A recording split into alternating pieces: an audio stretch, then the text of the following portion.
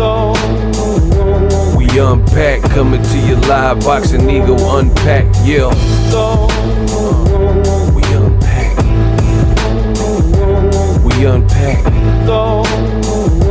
We unpack, coming to you live.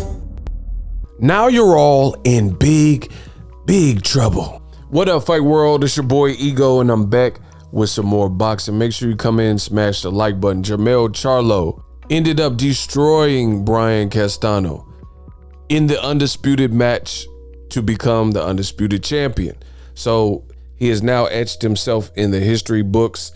Great performance. It was an amazing fight. Brian Castano showed up in shape. He was game. Credit to him. Valiant effort. But the Iron Man, Jermell Charlo, aka Tony Stark, sparked the man, Brian Castano. I think I made a video about it. The way that Charlo was setting up the punches and maliciously rocking back the head of Castano, I think the fight should have been immediately stopped after the first knockdown. His legs weren't good. He clearly was out of it. Castano's a durable and tough guy normally, and I get that, but you got to protect the fighter. And I made a video about that, but you guys can check that video on the channel. I have another fish to fry, but these shots, additional shots, were shots that Castano didn't really need to get hit with, but the referee allowed it to continue, even though the fighter was not good. But for more on that, check that particular video and subscribe to the channel. Great performance by Charlo. Now, since the performance was so great and undeniable, it leads me to the topic of this video. Let's go. Now, what you guys see on the screen, I have made this picture for you. This is ESPN.com's men's pound for pound top 10 rankings. Once again, on the left side, ESPN's top 10 pound for pound rankings. Number 1, Terrence Crawford. Number 2, Nayao Inoue. Number 3, Errol Spence Jr. Number 4, baby, you want baby. I know that, Canelo Alvarez. And for full disclosure, the reason Canelo got dropped, he was in the number 1 spot on ESPN. But the reason he's number 4 now is because he was badly and soundly beat by Dmitry Bivol when they just fought about 2 weeks ago, and he looked so abysmal that they had no choice but to remove him. Ask anybody, even Oscar De La Hoya, he said it was a bad matchup, this, that, and the third, and he blames Eddie Hearn and DAZN and Canelo's team. Why did they allow him to take that fight? Because he says Bivol will beat him 10 out of 10 times. Continuing on, number 5, Tyson Fury, who just knocked out Dillian White. Number 6, Alexander Usyk. 7, Vasily Lomachenko. 8, Dmitry Bivol. 9, Shakur Stevenson. And 10, Juan Francisco Estrada, El Gallo Estrada. On the right side, this is Ring Magazine. Number 1, Alexander Usyk. Number 2, Terrence Crawford. Number 3, Nayao Inoue. So you can see it's pretty close and pretty similar to the ESPN list so far.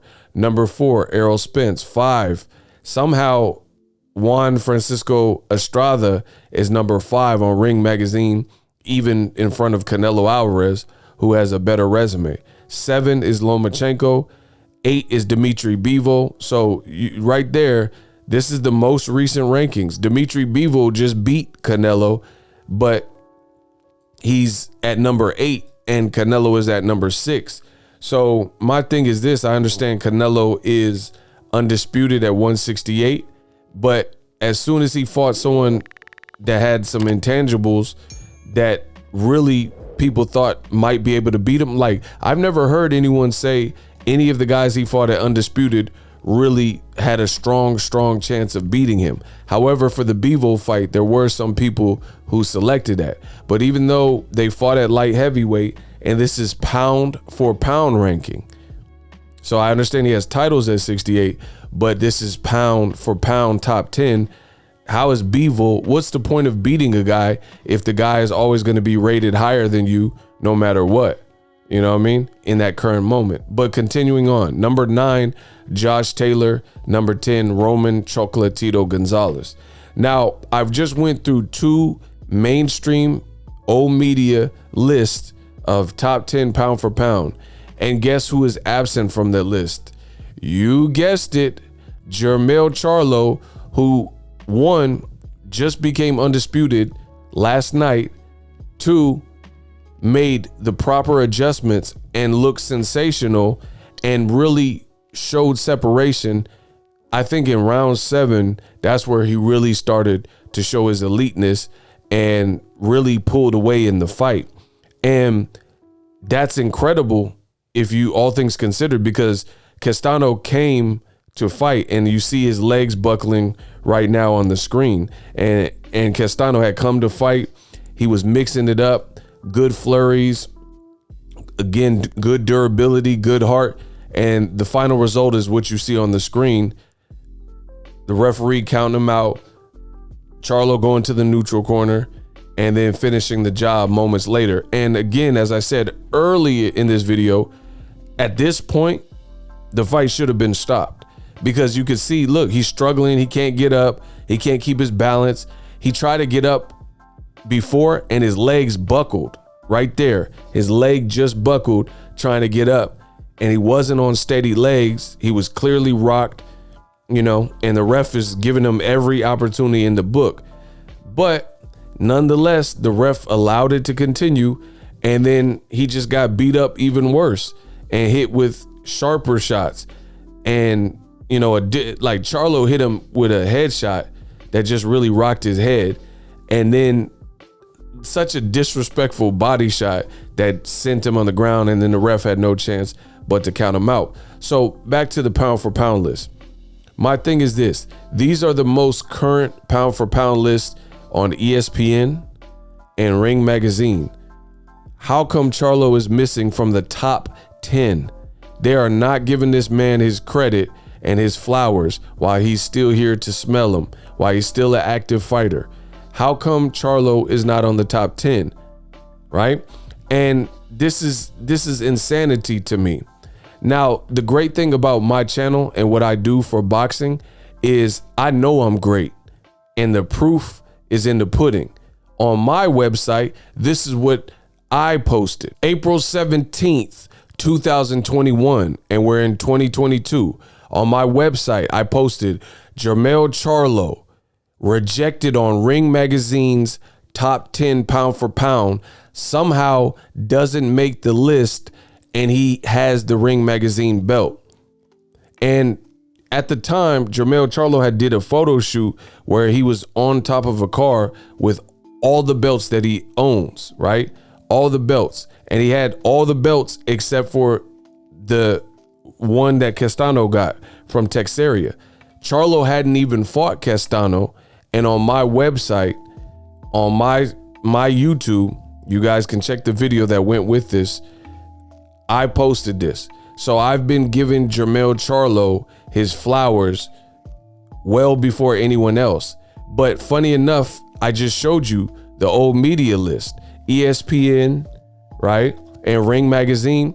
Now what are they gonna say? I've been giving Charlo his credit. I told you he's been on the pound for pound list. Look at his run. He had a better run at 54 than Canelo did, right? He's taking challenges after challenge. He's fighting guys that have tangibles, intangibles that could defy or complicate things for him, or potentially beat him if he wasn't an elite fighter like Castano. And when everybody doubted him, or a lot of people, I can't say everybody, but a lot of people doubted him, Charlo showed up, and he showed up in a big way, and he knocked out Brian Castano. So many people in my comment section said, oh, Charlo lost and Castano got his number, styles make fights, and this, that, and the third. Fast forward to the future, you're looking at what transpired last night, and it was a good, fun, competitive fight, as is to be expected. This is expected to be the case when you match the best versus the best. Of course, it's going to be a good fight. When you have two top tier guys, two guys who can fight, and they're both coming to fight, both in shape. Castano also had several delays in this fight, right? Castano For one, the fight was supposed to happen a couple months ago in March or whenever it was supposed to happen, and Castano said he needed more time. Then the night of the fight, they said Castano hadn't even arrived in the facility yet for whatever reason. So that's at least 2 delays, and Charlo stayed patient, continued to wait, and continued to show his greatness. So I can't wait to see what old media finally says. That's why you've seen Charlo go off on ESPN at the post-fight press conference like, are you happy for me? Are you sure? Because you don't never want to give me no real credit. You know what I mean? Because he's always been left off the list. And now he said that at the post-fight press conference. You got no choice but to respect me. I did that. You can't take that from me. Castano got knocked out. So I'm asking the world of boxing, what does that say about old media that refused to put Jermell Charlo on the pound for pound top 10 list? How is Lomachenko there? He just got beat by Teofimo 2 fights ago, right? How is Juan Francisco Estrada El Gallo there? And he last fought in March of last year, and he ain't fought since. And the last guy he fought was Roman Chocolatito Gonzalez. And a lot of people with old media particularly said it was a fight of the year. And they said that Roman Chocolatito Gonzalez beat Estrada and they thought it was a robbery. So how is he on the list? And now with Castano being knocked out, I can't wait. I can't wait to see. I can't wait to see the excuses. They kept Triple G on the list, even though Canelo had beat him and he should have really lost to Derevchenko. So how are you going to deny Jermell Charlo at this point? What's the next excuse? They didn't want to put Shakur Stevenson on the list, and the Ring Magazine, even though he won the Ring Magazine beating Oscar Valdez and he just beat 2 champions in dominant fashion, they didn't want to put Shakur Stevenson on the list. They don't want to put Jermell Charlo on the list, but he just came back with a vengeance and stopped Castano and dropped him, hurt him, and boxed a beautiful fight. So I can't wait. We're entering amazing times. It's going to be a phenomenal. I told you I'm going to have a great year on my channel because I kept it real. Like always, you see my website, you see my YouTube videos. I've been telling you to give Jermell Charlo his respect, and Jermell Charlo and Errol Spence. Old media didn't want to do it, and now, per usual, they have no choice but to do it. They have no choice, but you see the pictures. You see Castano crumbling to his knees. People said that Charlo, there was a lot of pressure on Jermell Charlo. People said he lost and it was a robbery and he needed the judges to fix it and things like that. And then he came back and he showed you how great he is and he showed you his level of eliteness. So what are they going to do next to keep him off? Now, if they don't keep him off and they put him on the list, that's also crazy, because how did you not have Jermell Charlo on the list and he's not anywhere to be seen? He's never been on the top 10 with either of these companies every time they update it. That's why he went in on ESPN at the post-fight press conference. And then all of a sudden, off of one performance that's undeniable, now he's all of a sudden broke through the top 10. You know, so again, I love my job because when you keep it real with boxing and you do your best job and put your best foot forward, like me, I give it to you raw. I give you that cocaína, that puro, that raw, uncut, unfiltered truth. Whether people like it, hate it, none of that matters to me. I tell you exactly how I feel. And I'm man enough to give credit when credit is due. Some people, they want to play these games and pitch these narratives and keep certain fighters off the list. I think we know why. And now you're forced to either continue to keep them off the list, which would be ridiculous since he has the Ring Magazine and every belt in a stacked division. 154 is one of the hardest divisions, chock full of talent. So if you continue to leave Jermell Charlo off the list, then you're going to just show that you're biased, you're racist, you're showing favoritism or whatever.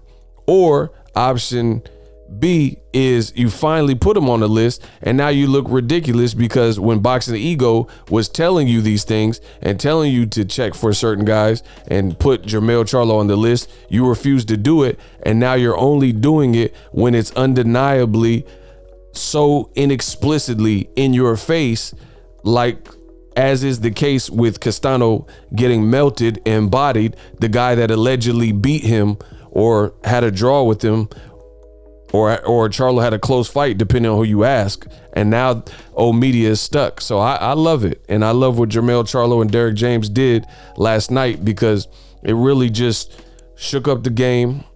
He puts himself in the history book. He's in a great club with other great undisputed fighters, and you have to mention, and you now have to give him that respect. So I like it. I love it. And, you know, I've been maintaining the same thing, so I don't have to change up. I don't have to switch up. I've always given credit where credit's due, and that doesn't change. So congrats to Jermell Charlo. Oh, media, you got some explaining to do. Hopefully you guys like this video. Subscribe to my channel for the latest and greatest. As always, hate, comment, and subscribe. Till next video, is Ego signing off. The future is now. The Hibernation 5s by Kenichi Bear. Hybrid gaming and lifestyle headphones. Out of the box, you can connect to any console or PC. Bluetooth ready with a low latency USB adapter, color RGB, and extreme bass mode. The Hibernation 5s adjust to you. Whether you need a gaming, travel, gym, or lifestyle headphones, the Hibernations got you covered. The new Hibernation 5s, link in the description. Customize the way you hear the world. Welcome to the nation. Are you tired of your YouTube videos not getting any views? Well, consider TubeBuddy. I've used TubeBuddy for years to scale up my YouTube channel. Now we're sitting over 200,000 subscribers. TubeBuddy is a browser extension that offers a ton of built-in productivity and time-saving services to take your channel to the next level. Use my link in the description to get started with TubeBuddy and level up your channel faster. We working.